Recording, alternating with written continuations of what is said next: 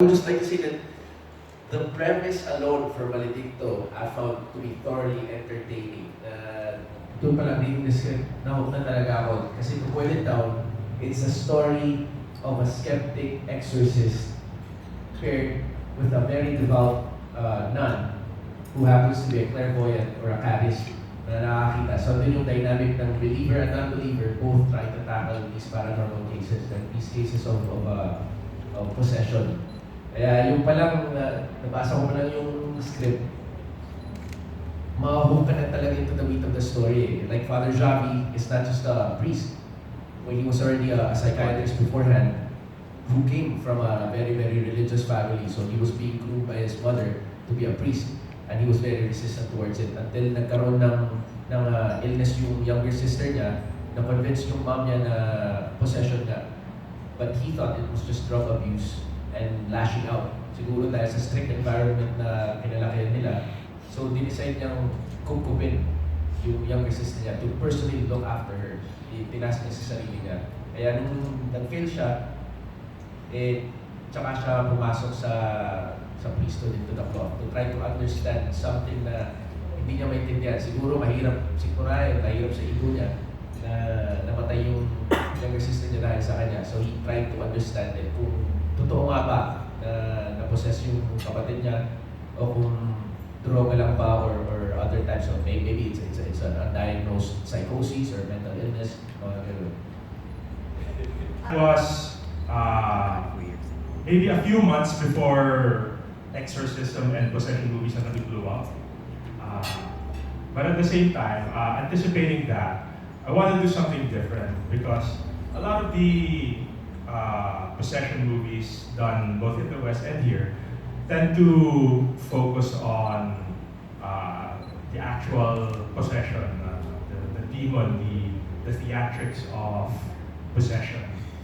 What I wanted to do to make this different was I wanted to create a story, not so much, there's possession, yes, but a story that focused on the characters who had to deal with possession.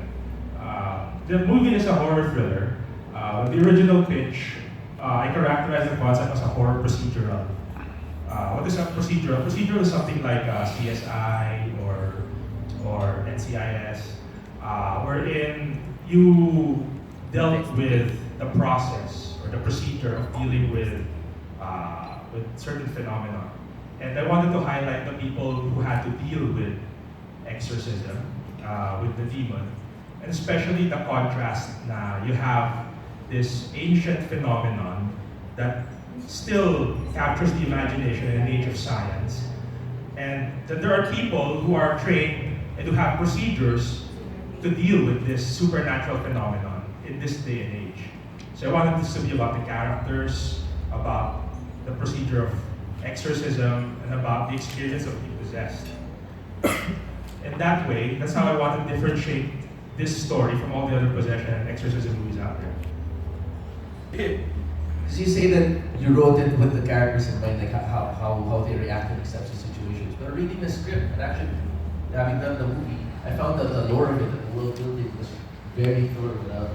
Sobrang meaty. Kumbaga, if I'll go to a different genre naman, with classic fairy tales, yung difference from once upon a time there was a king in a castle, and blah blah blah blah blah, yun na yung kwento, as opposed to something like J.R.R. Tolkien would write, so Lord of the Rings, and right now, nanonood tayo ng Game of Thrones, na may, okay, Aegon the Conqueror went from Essos to, Westeros, mga ganun, it seems na Maledicto is in that similar vein, instead of the once upon a time there was a priest and a nun that went about solving cases. So paano nyo, how did you guys come up or conceptualize that whole world? Actually, first off, we realized that for the characters to be compelling, it also helps for the setting to be compelling. So we had to do our research about not just, of course, the procedure of exorcism, we had to do that, but at the same time, we had to do some research about supernatural elements. We had to localize this. I remember. The pre-Hispanic, yeah. ancient Filipino Lord. Yeah, we did that because I think one of the first comments to me when we got the script back. Sabi ni Fox, we had to localize it further. All right. So when we got together, me and my other co-writers and Overman, we decided the best way to localize this is to make the lore feel local. So we had to do research. We didn't want to just crib from the Aswang project or something. We had to come up with something original, but at the same time, it feels plausibly local. Of all the men that I've known, sila lahat yung takot, mas unang takot when they're faced with elementals or when we get to talk about principalities and all. Ganon din ba kayo when you're faced with this kind of, or when you talk about things na beyond science? Yes, Jude to Jude. Thanks, Jude. I personally don't get scared very easily. Ako natatakot ako when and if I can feel that things in front of me and around me is a lot more real than supernatural, right? And I think that's why this movie works, because it is a tug of war between science and the supernatural. Like Tom said, Father Javi was a psychiatrist and he's a man of science before he became a man of the cloth, right? And it was that debate internally in him because of things that happened that made him kind of try to balance both. So to answer your question, no, I don't scare easily, but I do get scared when I know that it is a mixture of science, reality, and supernatural, right? Because if it's just fantasy, in my mind, it's entertainment, and I just know it's out there, right? Pero pag alam kong may katotohanan na to, and things are becoming a little bit too real, that's when I think doon ako naging kilabot. And I think this kind of is in that realm where science and religion kind of intersect, which is why I think it's a very, very realistic type of story. I can think of a movies in the past. Yes. Did you get any tips from her? No. I didn't think to ask advice from her. Kasi syempre, coming from a showbiz family, syempre, andun na ako sa, I don't have my own identity. I'm always in the shadow of my mom, shadow of my dad. So syempre, gusto ko, when I did this, I really wanted it to be just me. You can't really teach acting. So you can't ask, Mom, how do you act like you're possessed? Kasi that might be her own take on how she can play a possessed role. Siyempre, I wanted it to be my own take on, how am I gonna act possessed. Have you watched movies of your mom before? I think I've only watched siguro mga dalawa lang or isa lang yung pinanood ko. Kasi ang dami talaga. And syempre, yung anak ni Janice or yung mga ganyan yan, nakatatag na sa kanya. Like whenever they see her, they say, anak ni Janice or something like that. Syempre, I wanted this role to be ako lang talaga. And I wanted, hopefully, after people watch this movie, sana nakatakak din sa kanila yung role ko. And of course, yung role ni Vance. Thank you. Correct. And ako si Mara dito, siya yung nag-iisa kapatid ni Father Javi. And sobrang close kasi sila. Kasi syempre silang dalawa May lang. nakapasok sa pusong bato Ni Father Javi, yes. So siya, and sobrang bait niya, and they come from a religious family. So when this type of thing happens sa kanya, parang yun yung nag-shape sa kung ano yung kung ano yung Father Javi right after namatay si Mara. So, feeling ko, in my own opinion, siguro ito yung naging foundation ng buong nangyayari right after she died. Catalyst. Yes. Correct. Alright, sige. The actors, please tell us your experience doing this film, and especially si Tom. Is this your first time to play a role of the priest? Actually, yes. And how was the experience? Meron bang mga kakaiba, kababalagan din nangyari during the shoot? And you wanna share that experience to us? For me, there was yung talagang tumatak sa akin. May ko natin si Direct Mark about Luis, pero more than that, yung talagang tumatak sa akin na hindi ko maintindihan.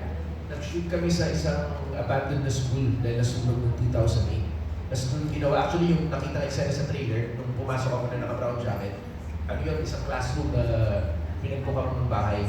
Parang yung shantytown doon ginawa. So nasunog yung eskwelahan, outside doon, parang may black backing na nakalagay doon sa room, tapos nasa labas yung monitor nila direct. So nandun ako, nakaupo ako sa labas, pinapanood lang ako ng tape. Bigla na lang ako may nararinig na nahulog na isang sunog na sanga ng malaki-malaki as long as this whole table. Kaso yung problema, itong buo, clear. All of the trees na sunog, malayo. So this is all like clear blue skies and a clear field. Yung parang basketball court nila. So, dami namin, saan nanggaling yung sanga na yun? Bigla na lang from out of the, kasi bigla ko nila nakita ako na dito. Parang, ano na siya, nahulog. Tapos ang lakas ng kampas ng bagsak. Buti mo lang na bagsakan. So I found that kind of weird. How was your experience playing the role of a priest? I enjoyed it. It was my first time. Well, kahit sa daming beses na nakasala ko sa mga teleserye, mga guest, wala pa ako naging role na priest. Kasi dito, it's an offbeat type of character of a priest kasi hindi siya yung traditional na priest per se talaga eh. He has his kind of, his own agenda. So sa pamilya ng priesthood nila, sa parish nila, si Father Javi yung medyo black sheep. Siya yung crass. Like I said, Mara nga is Javi's, how I imagine Mara is siya yung puso ni Javi. Siya yung ipapalabot sa kanya. Kasi other than that, talagang reason. I wanna use stronger words. Baka hindi ba mabibig lang. He's kind of rough around the edges until Mara started talking sa mga later on then it's really I think in a way he sees a bit of Mara in not only in Agnes but more so in Sister Barbie na napapalambot na rin ni Sister Barbie yung puso niya gaya ng nagagawa ni Mara. Although natin na romantic way, of course. Kay Ina naman, ikaw ba meron kang experience na kaibigan or friends, mga ka-relatives na na-possess and then you're there, experience it, that thing, or parang wala naman? May mga narinig akong kwento sa kanila. Actually, 3 tao na sa buhay ko. Nakarinig na ako ng kwento ng possession. Pero hindi ako kasama sa experience nila nun. Kinikwento lang nila sa akin. Yung mom ko, I remember nagkwento siya when she was still studying. Medyo bata pa siya dito. All-girls school ata siya. Catholic school. And then, hindi ko maalala kung kasama ba yung mom ko dun sa game yun. Pero they were playing Spirit of the Glass. Hindi ko alam kung andyan lang yung mom ko, nagkichismis lang, or participant din siya. Pero nagkwento siya na Spirit of the Glass sila, and then biglang yung isang classmate nila, yung possessed na. And then, meron pa akong isa, yung yaya ko nung baby ako, nagkwento siya na yung anak niya na possessed and nakita pa niyang talagang nagko-crawl sa wall talaga. And then, the last person I heard this kwento was from my friend nung college na she went to this resort in Antipolo. Subundok talaga siya. And then, may family member siya, cousin ata, na girl, na habang nagsuswimming sila, bigla siya na-possess and then hindi siya mahina sa tubig. Kasi sobrang bigat niya. And then, when they finally got her out, ang laki ng boses niya. Yeah. As in, very, very deep, scary voice talaga. And she was a small girl daw. Pero ang bigat, for some reason, ang bigat na talaga. Tapos nagwawala, and then nga. Sobrang baba ng boses. But so far, wala pa naman ako. Baka nag-puberty. No, but thank God, wala akong experience na ganun. Kasi feeling ko, hindi ko alam kung nagagawin ko. I think I might just faint pag may nangyari ganun sa pelikula. Ito sa amin, nag-guest kami sa Tonight with Arnold Clavio. Nagkwento si Kuya Igan na nung may ilang beses na raw siya may nakita doon sa mismong studio na end of the day, siya na lang mag-isa doon. Tapos may crew member na dadan, oh, kamusta? Saan sa may after? Ganun. Only to find out na that crew member has passed away na that same day. So hindi pumasok. Tapos nung tinanong ko, paano yun? Transparent pa siya? Hindi daw, sobrang klaro daw. As in, clear as day, na nandyan, nakausap ka niya, wala siyang kaibigan. Ako din, I've never seen anything like that, na yung apparition na buo ko talaga, di ko rin alam kung anong gagawin ko. Sakaling mangyari. I felt something na, but never akong nakakita or like just a glance of nakakaramdam lang ako.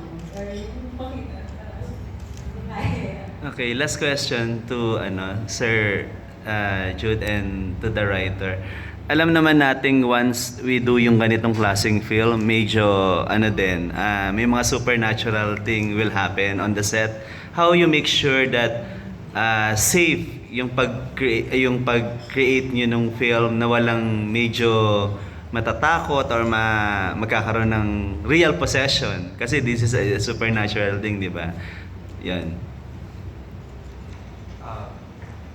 I think first of all, at least yung mga stories na hindi ko from the actors and the production team, they actually even bring rosaries and put it in their pockets just to be sure, right?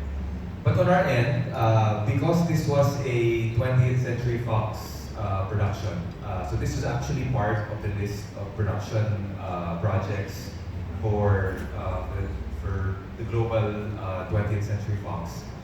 There were some security requirements to ensure that I guess the safety and the way the production was being handled was in accordance to kung ano man yung kailangan gawin on all of our production. So in fact, we had a few calls with Unitel, our production group that we have tasked with the LA Security Office to make sure the kind of security, tapos lahat ng locations na sinabit namin where we were gonna shoot, di-research lahat yun ng kasi there's some red flags that happened when they found out we were shooting in the Philippines, because at the time yata Marawi was still very much in the news, so we had to make sure it wasn't in Mindanao. There was some typhoons that had happened. So to answer your question, because it's a 20th Century Fox production, there were some standards that we needed to, I guess, fulfill in order for us to make sure that the staff is safe. Even the number of security people needed to be addressed.